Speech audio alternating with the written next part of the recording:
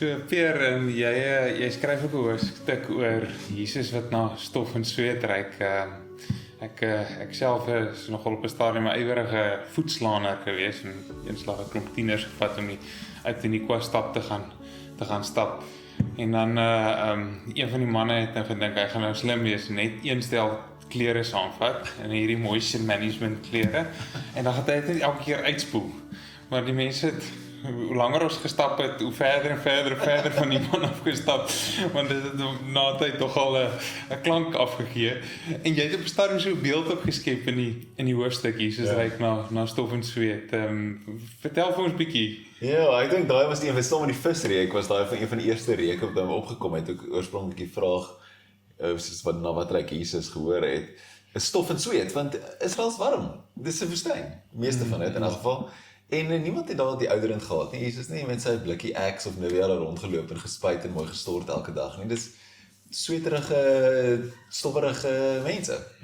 En Jesus het gestap. So ons vergeet dit baie keer. Dit is hoe mense oor die weg gekom het. Jesus het nie, het een keer lees ons van 'n donkie en meeste van die kere het hy gestap en op stofpaaie of klippaaie. So ek dink Jesus het ook daar in die son dalk 'n bietjie reuk hom gehad en mense hou nie daarvan as ek dit sê nie.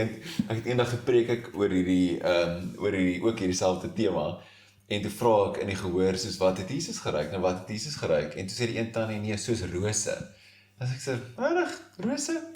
Ek weet nog nie as jy nou heeldag in die Judea son stap of jy na rose gaan ryk.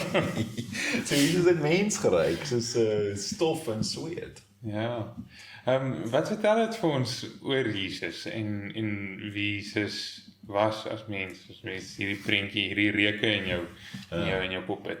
So vir my, die stof en sweet reuk, het vir my spesifiek te doen met dat Jesus beweeg. Dat hy's nie staties nie.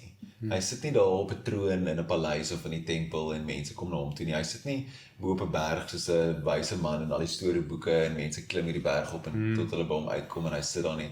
Hy beweeg. Hy's op pad die hele tyd. So hy loop en ons sien hom baie in die verhale en ook in Markus is hy so haastig die hele tyd. Dit is soos en toe gaan hy en dan dit.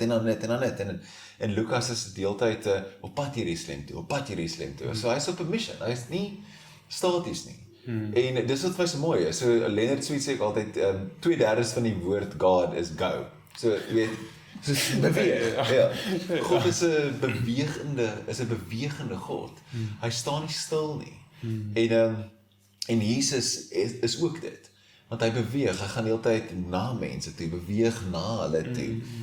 En ek love it so in die evangelies van dat dit sê, en Jesus moes deur Samaria gaan. As dit is, in eerste eeu, niemand moes deur Samaria gaan nie, dus om te sê, ek moes deur Kaalisha ry, is nie, jy ry moes nou maar om, jy weet, ons almal mis, jy ry met ons nou maar om, as jy ry niemand ry, moes deur dit gaan nie, dis nie werk nie, maar Jesus moes. En dis wat stof en sweet is. Ja, vertel iets van die mission en die doelgerigtheid en die beweging. Ja. Die ander ding wat my opgeval het, is jy sê God wandel. Behalwe dat Jesus op 'n mission is daar ook hierdie kalmte, hoewel Markus haastig is God eintlik gewoonlik nie haastig.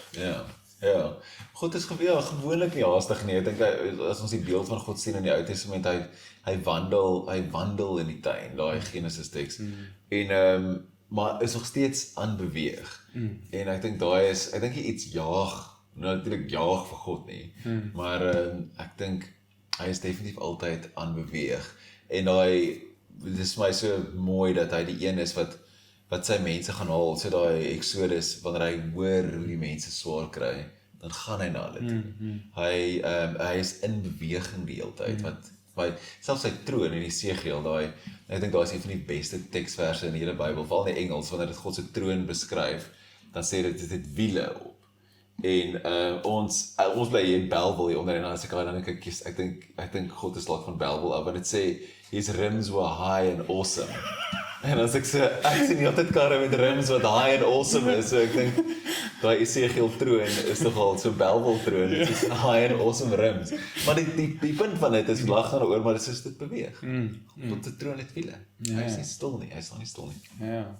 En hoe beweeg dit ons? Hoe help dit ons om te dink oor beweeg en met die stof en sweet gedagte ook?